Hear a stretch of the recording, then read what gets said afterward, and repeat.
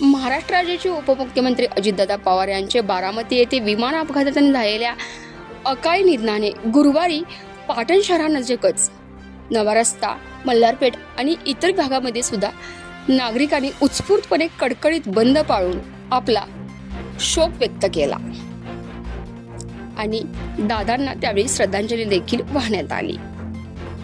यावेळी पाटणमधील Somwarpeth ST stand परिसर, झेंडा चौक, जुना एसटी स्टँड, भाजी मंडई, रामापूर येथील अत्यावश्यक सेवा वगळता सर्व दुकाने बंद होती आणि हा बंद नागरिकांनी अजितदादांच्या प्रती असलेला जिव्हाळा, प्रेम भावना तसेच त्यांच्या प्रती असणारी माया, आदरभावच व्यक्त करतो। आणि यास संपूर्ण महत्त्वपूर्ण अपडेटसाठी सतर्क इंडिया न्यूज पाटण तालुका विभाग प्रतिनिधी नितीन खरमोडेसह संतोष जगदाळे, सतर्क इंडिया न्यूज पाटण।